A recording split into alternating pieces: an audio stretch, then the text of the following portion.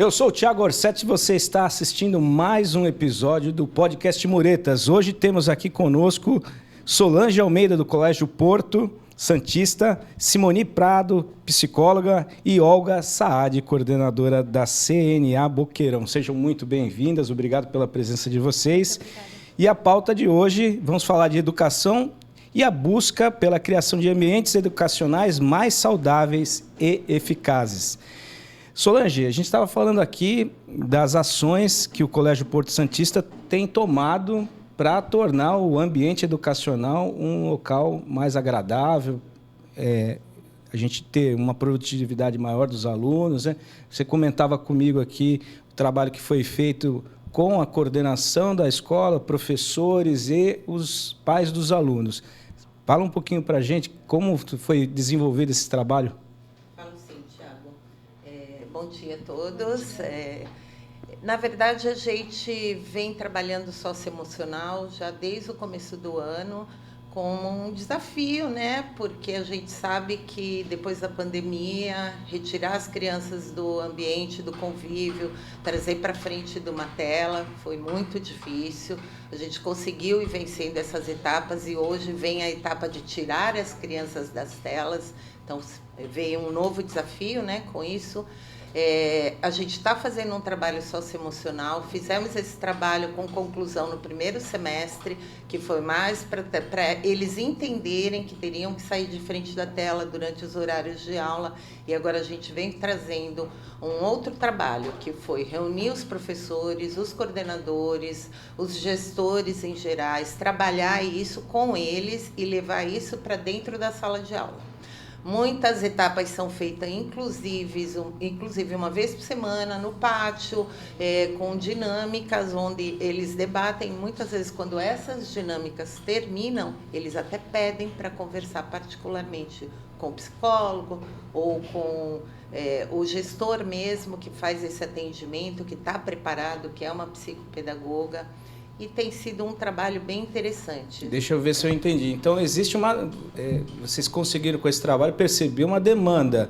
Muitas vezes existe ali alguma coisa a ser trabalhada e o aluno acaba até pedindo ali para ser auxiliado, né?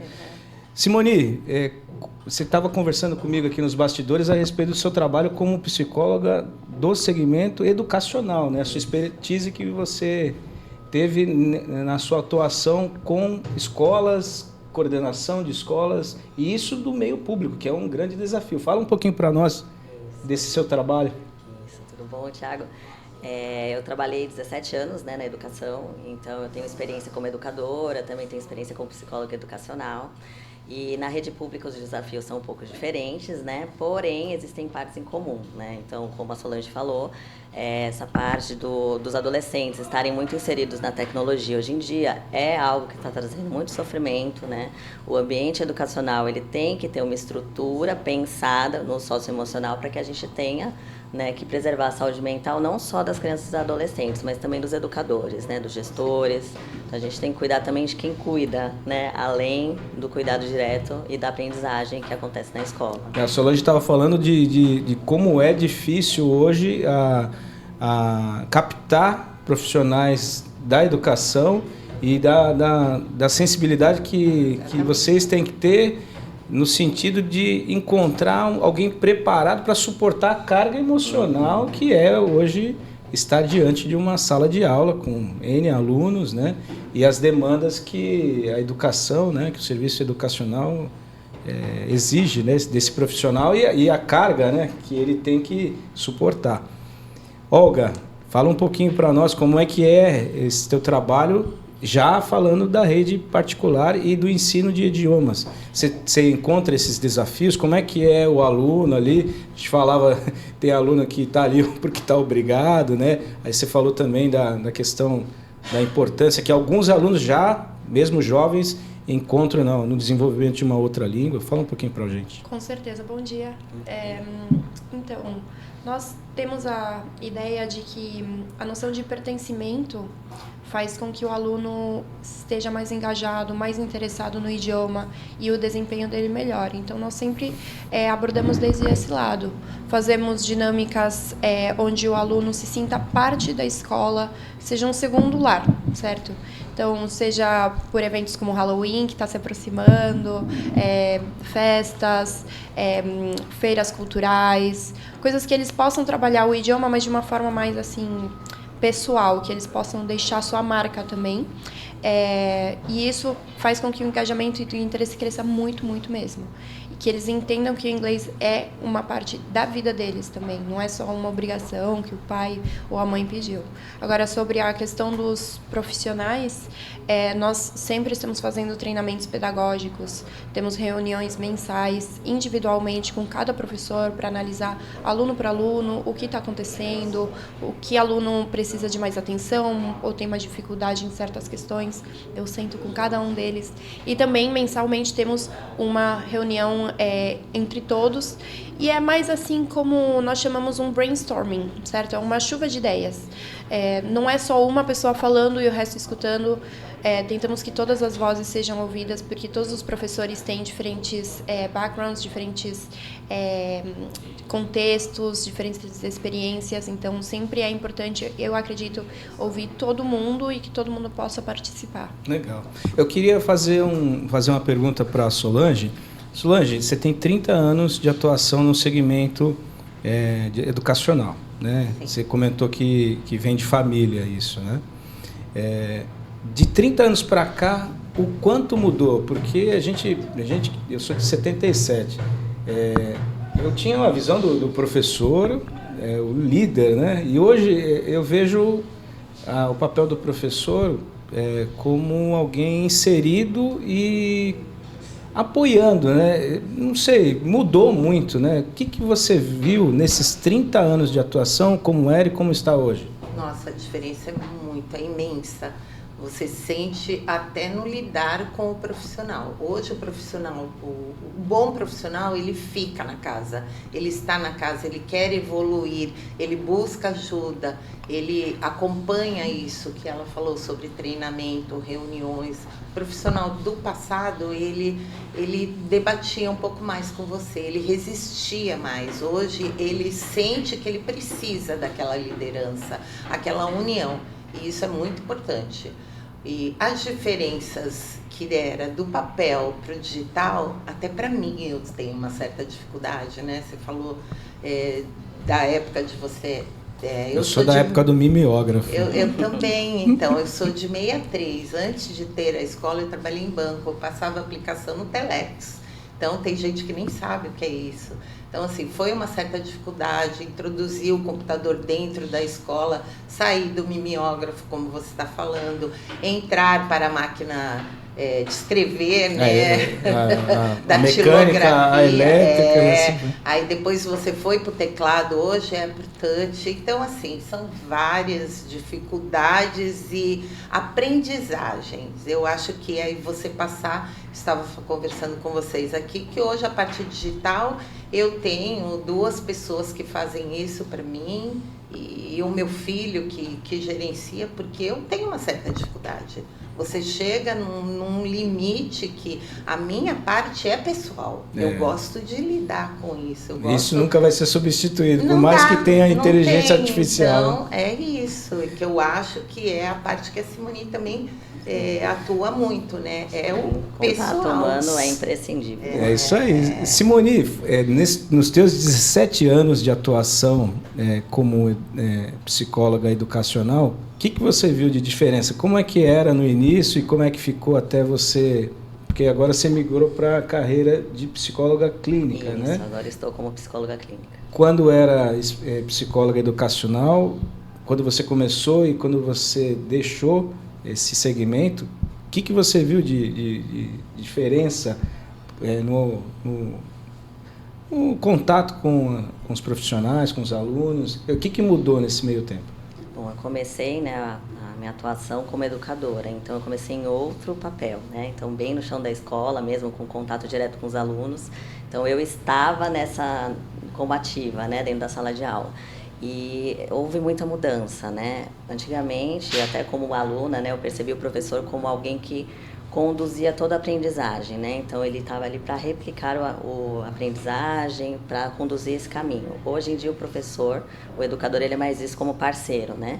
Apesar dele conduzir, ele é um parceiro, ele tem que estar junto com o aluno. E por isso, também a importância da educação socioemocional, não só para os alunos, mas como para também os professores e gestores, né? Então, essa condução, ela funciona de uma forma completamente diferente hoje em dia, né? Isso é muito importante, porque vem daí o contato humano, que a gente brincou, né? Que o contato humano é insubstituível.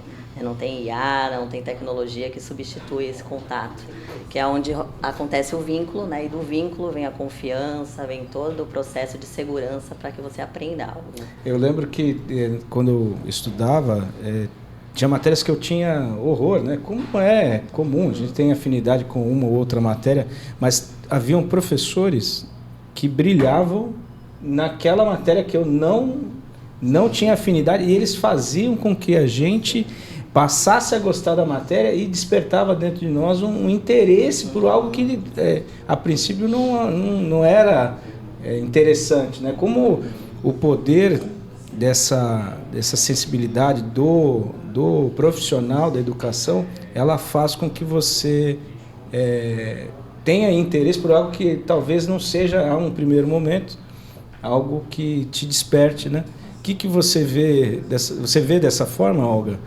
Sim, com certeza. Eu acho que o professor faz uma diferença enorme sobre o interesse do aluno. Ele pode também fazer com que o aluno nunca mais queira ver essa matéria na vida. É verdade. A experiência pode ser... Você me fez lembrar de um outro lado obscuro. A experiência pode ser tão boa que você vai crescer, ter filhos, netos e sempre vai lembrar desse professor, dessa matéria. Ou, ao contrário, você fala, nossa, por exemplo, eu não sirvo para matemática. Eu não sou boa em matemática. Por quê? Porque lá atrás eu tive um professor que me fez sentir dessa forma. E a pessoa fica na negação. Não, matemática não é pra mim. Você está na mesa com duas matemáticas. Não, eu não quis dizer eu especificamente. Estou falando um exemplo de coisas que eu ouço dos alunos. Por exemplo, teacher, eu não sou boa em inglês. Eu não funciona. Por quê? Porque eu sempre fui mal. Porque o professor também tem esse papel. Ele pode fazer com que o aluno desista. Ele pode fazer com que o aluno jamais desista. Então, é importantíssimo. O professor tem que ver os alunos como se fossem os bebês deles. A gente cuida deles. Uma página em branco, né? Tem que cuidar. Tem que ter esse cuidado, essa preocupação. Não é um trabalho muito digno, é um trabalho muito honroso, mas que tem por ter muita responsabilidade também. Não, sem dúvida. Eu vejo... Enquanto você comentava, me passaram vários filmes na cabeça. Dos professores bons, dos professores, não vou dizer ruins, né? Porque tudo é questão de um ponto de vista. Para mim, não funcionaram, né? Então, não quer dizer que seja um mau profissional. Mas eu acredito que é aí o grande segredo, o grande pulo do gato do profissional, a sensibilidade e a capacidade de você conseguir atingir o coração e a mente do aluno, porque para você vai funcionar de uma forma, para a Solange vai funcionar de outra forma, para a Simone de outra forma. E essa capacidade elástica de você conseguir colocar o conhecimento, passar o conhecimento, mas de uma forma individual, com que você absorva, né, da sua forma, a Solange absorva da forma dela, a Simone da forma dela. Esse é o... Eu acho que o importante é você escutar todos os profissionais que estão ali dentro. Cada um tem uma opinião a dar e é importante para aquilo. Então, assim, quando tem um acontecimento, a gente divide muito. Primeiro na nossa roda de conversa e depois a gente escolhe um ou dois profissionais para fazer na roda de conversa deles. E eles absorvem da mesma forma que a gente. Demorou muito para a gente entender que, eu acho que, de um modo geral, que a conversa direciona muito mais o ensino do que o próprio papel em si. Eu sou da antiga, mas antigamente a gente lia um livro e e replicava ele num quadro, né, numa lousa. Hoje não, hoje a gente conversa. Aquilo que o aluno tem a te colocar sobre o que ele entendeu é muito mais interessante do que ele responder o ano que nasceu, a data que viu, como foi, o que foi dito. Então, assim, hoje a gente vê que o conhecimento é muito mais importante para você atuar numa área que você escolher, seja ela qual for, atrás de uma tela, fora dela, do que o próprio script. Eu estava comentando antes com vocês que a gente, hoje em dia, a geração abrevia muito, põe muita carinha, muita coisa. Eu comentei, eu falei, a minha área não me permite isso. Muitas vezes eu insisto num telefonema ou até de trazer o pai, o aluno, a mãe ali na minha frente para eles entenderem. Eu sou dócil, eu sou receptiva, porque aquela conversa fica muito intelectual. É que existe uma... Quando você fala, ó, tem que ir na diretoria, a diretora que fala com você, já dá um tremelique. Já vão com aquela ideia, né? Ai, meu Deus, o que será que aconteceu? Exatamente, já mexe com o nosso psicológico. Sim. É complicado. Muitas vezes essa sensibilidade, esse contato olho no olho, ele diz muito, né? Demais. Eu já estive à frente de equipes de trabalho e esse contato olho no olho, ele diz muita coisa. Às vezes a pessoa chega de um jeito e você fala, ó, eu ia conversar com você, mas daqui a pouco a gente conversa. Porque as pessoas às vezes precisam dar aquela, né?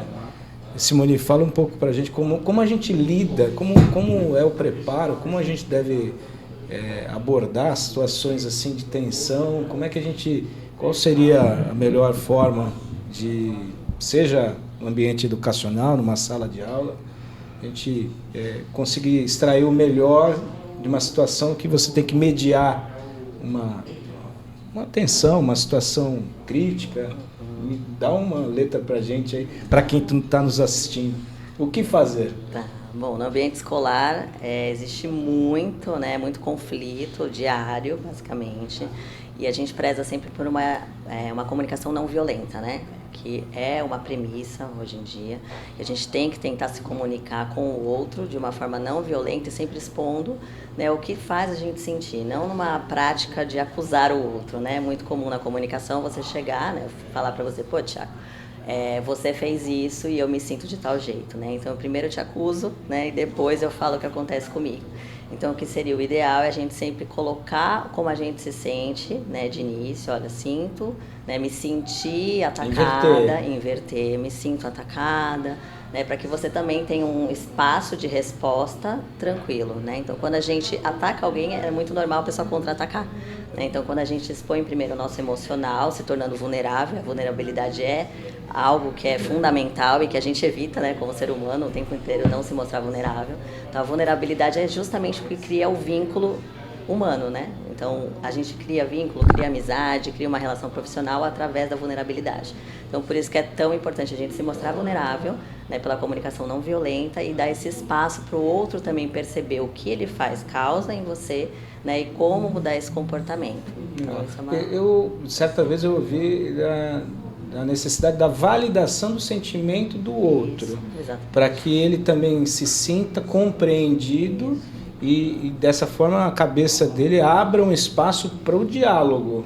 Né? Olha, eu sei que você está nervoso, aí talvez, olha, porém eu me sinto assim, assado, porque aí abre na cabeça aquele sentimento de luta ou fuga, né? Que a pessoa vai pro ataque, né? Criatividade. Vai se defender de alguma forma, que é aquele sentimento primitivo que a gente carrega dentro de nós. Luta ou fuga. Não sei se eu estou falando bobagem. Não, certo. Então eu estudei direitinho. Exatamente, né? Quando a gente valida o sentimento do outro, e essa é uma das premissas da comunicação não violenta, né? A gente expor o nosso emocional e a outra pessoa, ela não invalidar, né? Ela entender, compreender que por mais que não seja a intenção dela, você pode se sentir assim, né?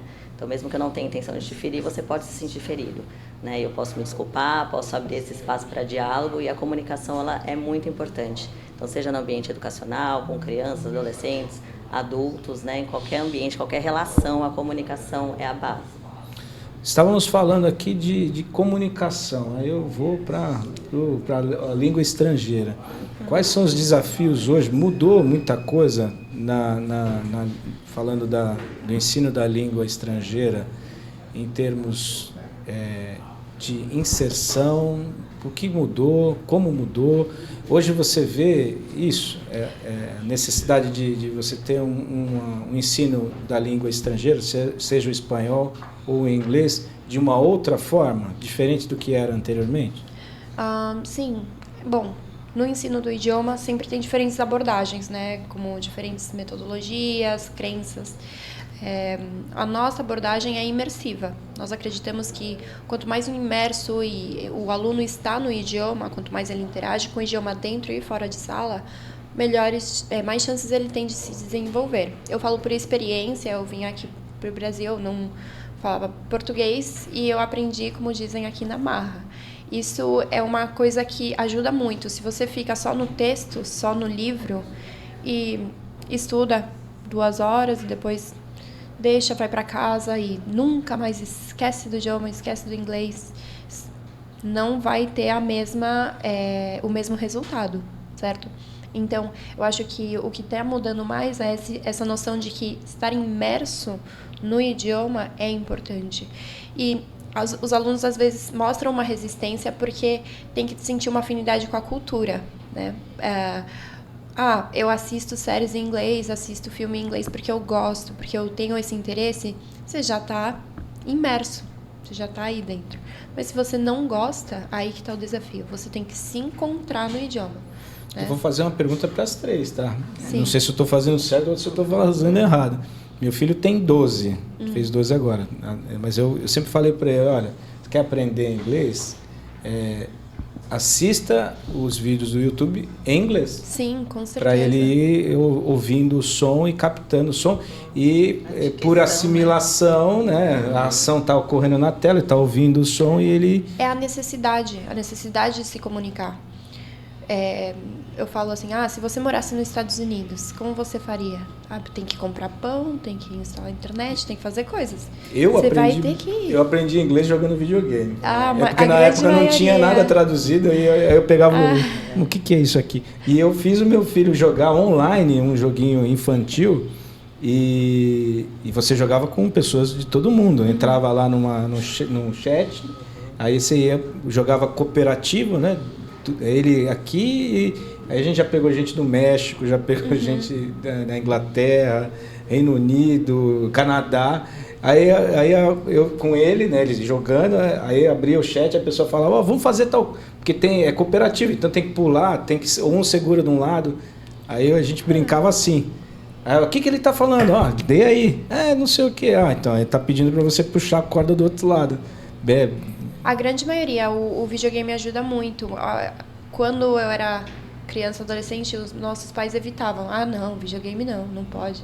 Hoje em dia é diferente. É lúdico, né? É um meio de imersão, muito, né? Muito. E aí entra também o trabalho do professor em saber o que atrai o aluno, o que mexe com ele. Porque tem, por exemplo, alunos que gostam de maquiagem.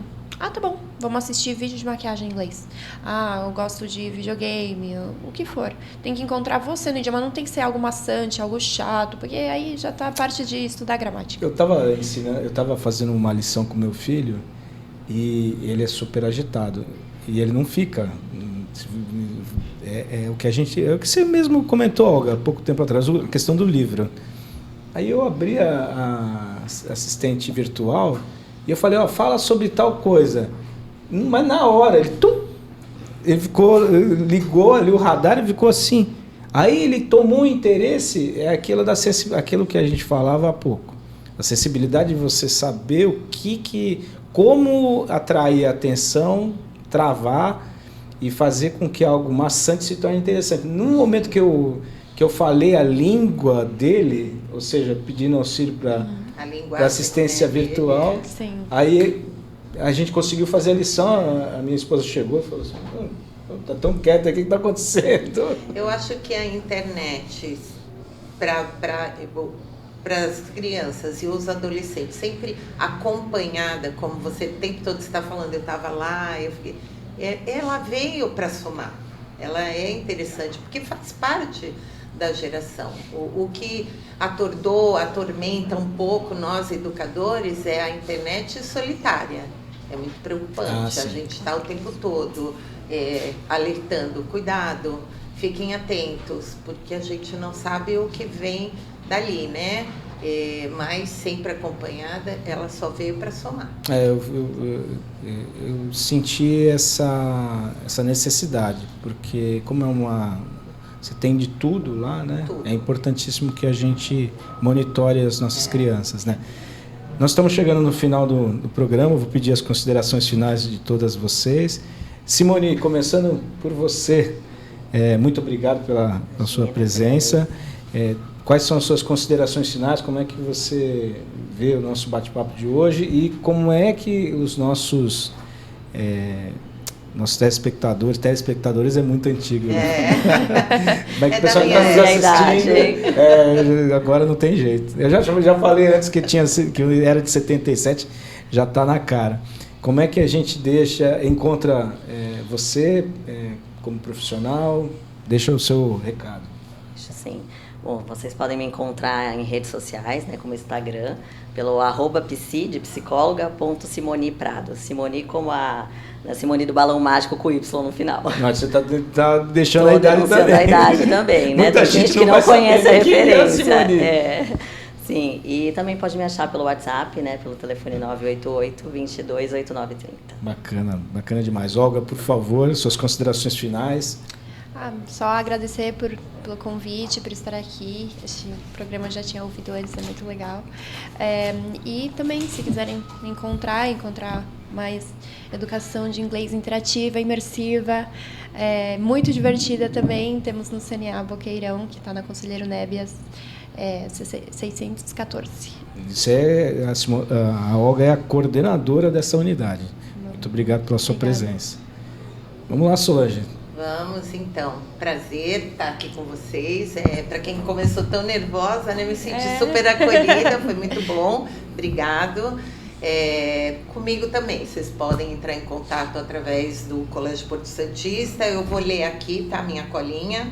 O Instagram Colégio, _Porto, Santista, o site é www.colégioportosantista.com.br. A unidade 1 fica na Barão de Paranapiacaba 234 e o WhatsApp é 997252537 e a unidade 2 fica na Bernardino de Campos 137. O WhatsApp é 996848742. As matrículas para o ano que vem já estão abertas? Já estão abertas. Corre. Olha, estou aguardando todo mundo lá. Corre para você se matricular no Colégio Porto Santista. Meninas, muito obrigado. Foi um papo super descontraído. Muito obrigado pela presença de vocês, o tempo de vocês. E você que está nos assistindo aí, não esqueça de nos seguir. Ativa o sininho para você receber as nossas notificações. Passa o conteúdo para um amigo, colega, né? Manda o link para eles e nos acompanha aí que tem muito mais no nosso podcast Muretas. Um grande abraço.